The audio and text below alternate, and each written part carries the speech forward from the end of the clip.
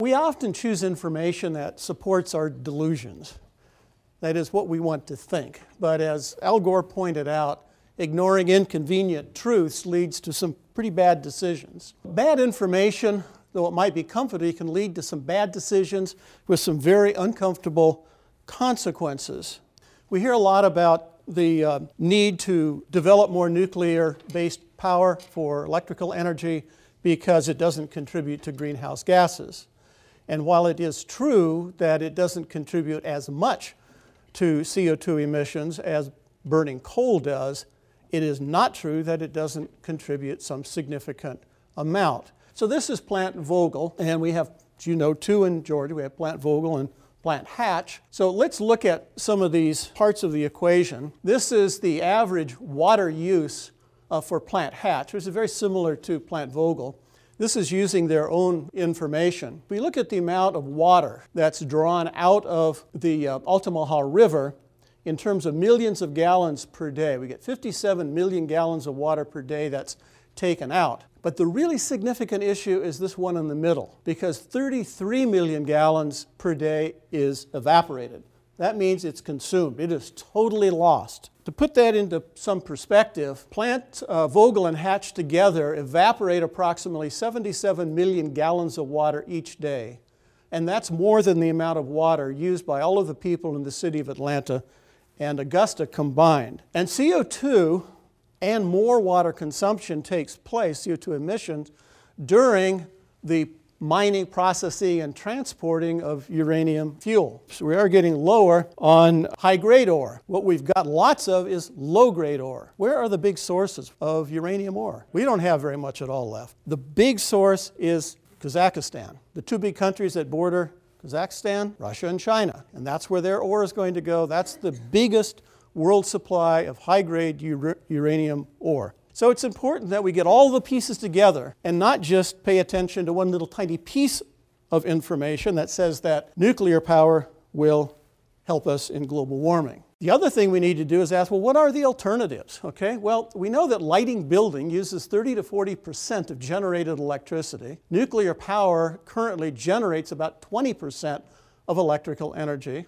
So if we simply double the lighting efficiency, we can offset almost all nuclear energy that we would need. I want to turn to what's been going on in the western states as another example of how using bad information can lead to some really difficult situations. And even though this is taking place in the western states, I think it's going to have, in not the too far distant future, some big effects on Georgia. This is what Lake Mead looks like now. Well, you can see it's dropped 90 feet just since 2000. So Lake Powell and Lake Mead can each hold potentially about 2 years worth of river flow, just by their size.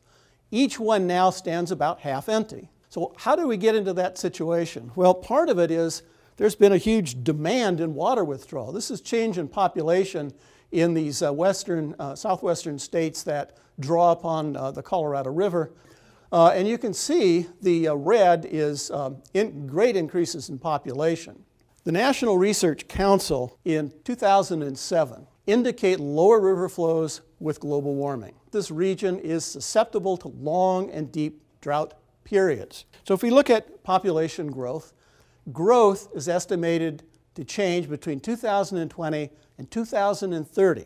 Western states are expected to grow by 46%, southern states by 40%. So the big growth areas and therefore big demand on water resources is in the west and in the south. So how did the bad science lead to such bad policy? Well, the allocation in the river was based on very bad information. They used anomalous wet years to set expected river flow at 18.5 million acre feet per year. The period that was chosen was the wettest in the past 5 centuries. Climate projections suggest the flow may decline more than 20% in this century. And that's going to lead to very severe crisis among the western states and with Mexico. And we have to add on to that the climate models suggest that virtually all of Mesoamerica, that is Central America, and Mexico, and the Southwest are all going to experience very, very significant increases in aridity. Think what the implications are for those who worry about immigration. So what does that mean? Addressing these Western water shortages will almost certainly force reallocation of federal funding. We already know that it is at least locally raising food prices as water is shifted away from the Imperial and Central Valleys and the Coachella Valleys. Just this month, the California Water Authority proposed turning off irrigation water to some of the largest farms in the Central Valley. So what might be the effect on Georgia? We may see an increase in population to the southeast. There is a big push to improve the national electrical grid, which is a good thing, but what it also means is that electrical energy produced in the southeast could be shipped to the west. Less federal matching funds to address Georgia's water infrastructure. So are we going to make the same mistake with our water plan? But let's just look at a little pattern here. This indicates major droughts throughout the southeast, these big tall peaks here. Okay? So in this period right here, okay, 1959 to 1998, 40 years is our anomalous period. Okay? This is also our reality if we grew up in the southeast.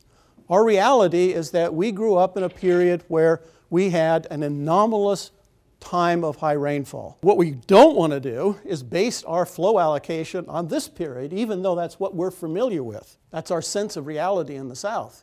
That is, good rainfall periods are normal and droughts are abnormal. Well, if we ignore history, must we be blind to the future as well? Fortunately, we have an enormous amount of information now on various likelihoods of climate change. So it is a very conservative report and one that has been vetted like no other report that I'm familiar with. Here's another delusion that we deal with: out of sight, out of mind. But the reality is that what we don't know can really hurt us. And here's one example.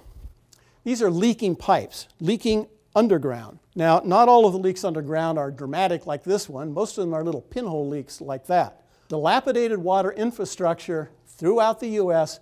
loses between 25 and 40% of all water. Now, really what they're talking about are the losses that take place from the point of withdrawal from the source until it enters into the smaller pipes serving households. The 6 billion gallons of drinking water that's lost each year would meet all household water needs of the entire state of California. The fact is we have very, very old piping. So just maintaining the current water infrastructure costs about $30 billion per year. So what can we do about it? Well, here's one example that I thought was really encouraging. This is from Clayton County. In the year 2000, non-revenue water loss, that is water that was lost before it was metered, was about 20%. In 2004, they were able to reduce it to 11%. The production savings, put that in dollar terms, what that meant was that for every dollar invested in finding and fixing those leaks, $9 was returned in production savings. So here's another more familiar, out of sight, out of mind. Water pricing. Generally, the idea is to keep the access low, the base fee low, and increase block rates or tier rates with increasing consumption. And this shifts the conservation incentive to the user if the water is priced correctly. We have to have a connect between daily habits and monthly bills. But we need to move to the next step, to bring that information into the home so that you know in real time how much water you're using and how much it's costing. But because the meter is out of sight, our behavior is out of mind. So here's another delusion. We can also be trapped by our personal experience.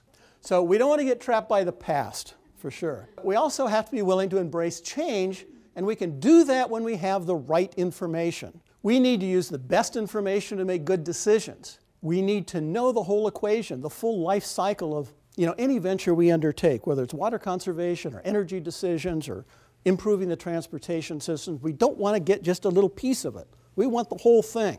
And we need to realize that Georgia is not an island. That is, that things that take place outside of Georgia can have a big impact on Georgia. And we should embrace change when good information tells us it's the right thing to do.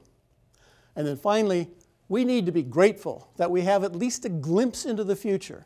No other generation has had that advantage. And then finally, beware of delusions. Can't we just dye the smoke green? Thank you.